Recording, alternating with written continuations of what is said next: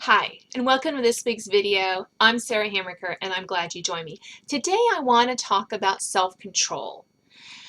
Self-control is the foundation for conflict resolution, for helping your child learn internal motivation. It is one of the key elements of really being a human being, right? Have you ever seen a toddler lose control in a public place? Maybe it was your toddler, and I'm raising my hand here because all of my kids have had meltdowns in public spaces. It's not a pretty sight. What about when that child is 8?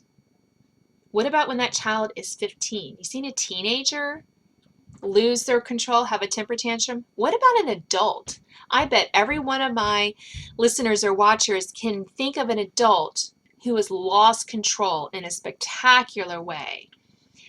I'm sure you can Google it. I'm sure there are Facebook videos and YouTube videos of adults behaving badly because they did not have self-control.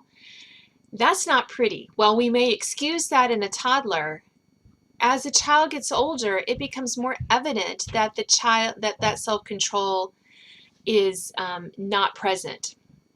Self-control has many benefits.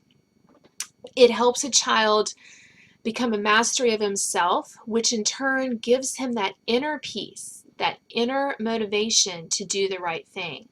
Kids don't like to feel out of control. Their emotions are messy enough, but when we teach them that they can have that self-control, we are giving them the tools to be able to focus on other things besides when they learn to master themselves. They have a gift that helps them in life in a million ways. But in today's ultra competitive, ultra busy environment, the benefits of self-control have kind of fallen away. We have this expectation of instant gratification that has pushed that virtue of self-control to the back burner. Discipline of self isn't on display in the public's eye as it once was. We can see athletes behaving badly. We can see movie stars behaving badly. We can see YouTube people making careers out of behaving badly, not having self-control. And that's not really what we want our kids to emulate. So how do we help our kids develop self-control? Show your own struggles. I mean, none of us exhibit self-control perfectly. If we did, we'd all be robots. So kind of show, talk about how you master yourself.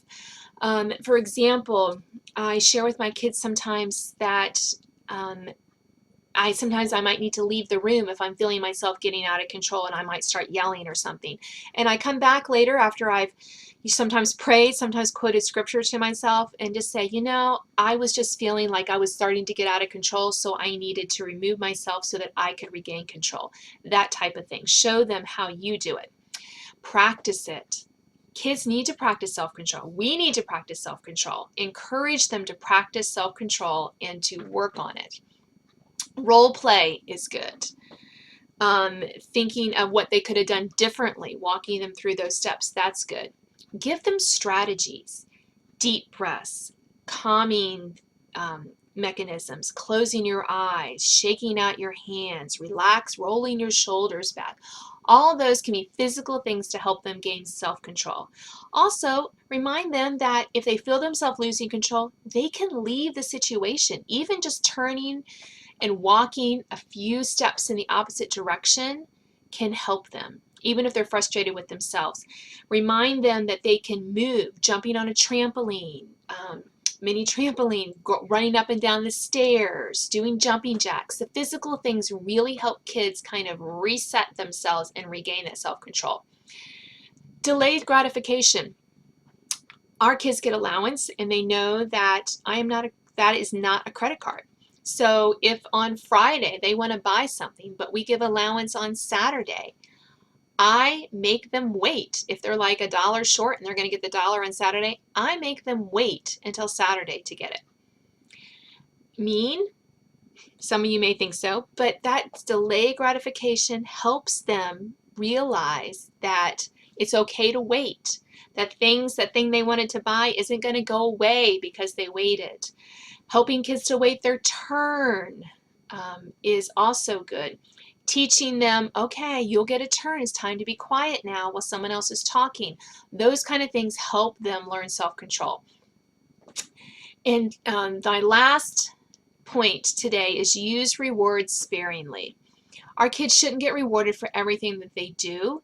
And when we use rewards more sparingly, we help them develop that self-control, that ability to kind of wait and watch and learn for the sake of waiting and watching and learning, as opposed to the reward. And that can help them learn that self-control at times when they're not going to get a reward. So they're not always what's in it for me. When we think about focus on what's in it for me, that's a form of not having self-control.